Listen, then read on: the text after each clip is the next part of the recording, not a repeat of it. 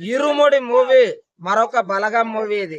ఒకప్పుడు కోవిడ్ టైంలో ఎవ్వరు థియేటర్లకు పోకుండా ఉంటే, థియేటర్లకు అసలు మనుషులే పోకుండా ఉంటే బలగం సినిమా ప్రతి ఒక్కరిని థియేటర్లకు పిలిపించింది. అలాంటి స్టోరీ ప్రతి ఒక్కరి గుండెలో కూర్చున్నది. అట్లనే ఇప్పుడు మళ్ళొక స్టోరీ వచ్చింది, ఇరుముడి మూవీ. అర్థమైందా? ఇరుముడి మూవీ అనేది ఆ సినిమా చూస్తా ఉంటే ఒక అయ్యప్ప స్వామి నిష్టతో ఉండే ఒక మాల గురించి ఉంటది. అలాగే ఒక కూతుర్ని ఎట్లా పెంచాలి, ఒక తాగుబోతు ఒక ఎట్లా మారతాడు, ఆ పాప ఆ తండ్రికి ఎలాంటి హెల్ప్ఫుల్ గా ఉంటది, ఒక తల్లిదండ్రులు పిల్లలను ఎట్లా చూసుకోవాలి అనేది ఒక సెంటిమెంటల్ మూవీ. ఇలాంటి మూవీ ప్రతి ఒక్కరు చూడాల్సిందే. ఎందుకంటే మొన్న నేను చూసిన థియేటర్ కాడ ఇద్దరు అయితే మాల వేసుకొని వచ్చేసి ఫోటో పట్టుకొని పూజలు చేస్తున్నారు. అర్థమైందా? ఆ పూజలు చేస్తా ఉంటే ఏమైంది బాసు ఇక్కడికి పట్టుకొని వచ్చి రాని అంటే థియేటర్ లో పడి పూజ జరుగుతుంది అన్న అని అంటున్నారు. అంటే అలాంటి ప్రతి ఒక్కరికి మైండ్ లో ఈ స్టోరీ అనేది కూర్చున్నది. రవితేజ గారు ఈ మూవీని ఒప్పుకున్నందుకు మాత్రం నేనైతే చాలా గర్వపడుతున్నా. మన తెలుగు ఇండస్ట్రీలో ఒక సూపర్ ఘట్టం. ఏ మూవీ ఫస్ట్ రోజే 90% కలెక్షన్లు ఇప్పటి వరకు తేలేదు. ఈ ఇరుముడి మూవీ ఫస్ట్ రోజే 90% కలెక్షన్స్ తీసుకొచ్చింది. అర్థమైంది?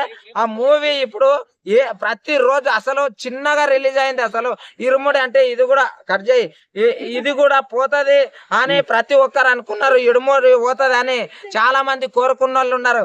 కానీ ఆ దేవుడే ఆ ఇరుముడి విప్పి చూస్తే బ్లాక్ బస్టర్ ఆయనకు అయ్యప్ప స్వామి ఇచ్చిండని నేను అనుకుంటా ఉండా.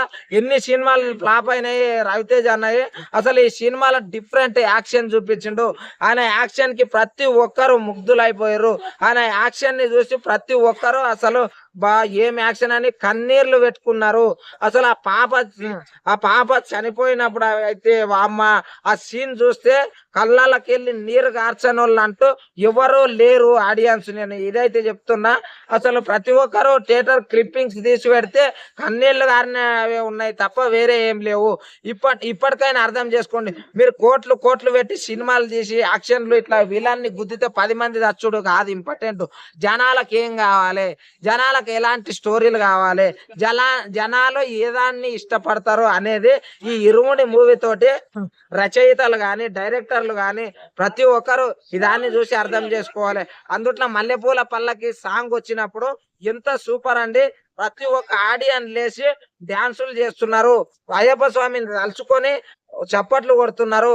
ఇది కదా సినిమా అనేది. ఒక కావ్యాన్ని తెచ్చి ప్రతి ఒక్కరికి చూపించడం. అర్థమైందే? అందుట్లో ఒక మిడిల్ క్లాస్ ఫ్యామిలీ ఎట్లా యాక్టింగ్ చేసిండ్రు అసలు మామూలుగా లేదు. ఆ యాక్టింగ్ కి మాత్రం సలాం చేస్తున్నా. అసలు రవితేజ అన్న మీరు ఇంకా పెద్ద స్థాయికి వెళ్ళాలి.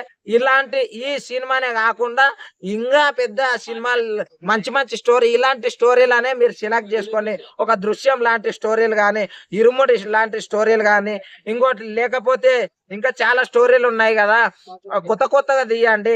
ఒక మలయాళీ సినిమాలు గాని, ఒక తమిళ సినిమాలు గాని, అందుట్లల్లా యాక్షన్ ఎట్లా ఉంటుందో అందుట్లల్లా ఉండే ఎమోషన్స్ కూడా అంత సూపర్ ఉంటాయి. ఈ సినిమా తోటి రవితేజ గారికి దయచేసి central government best actor award ఇవ్వాలని చెప్పేసి కోరుతున్నా. అంత సూపర్ యాక్టింగ్ ఇచ్చిండు, ఇచ్చి పడేసిండ్రనా. జై హింద్.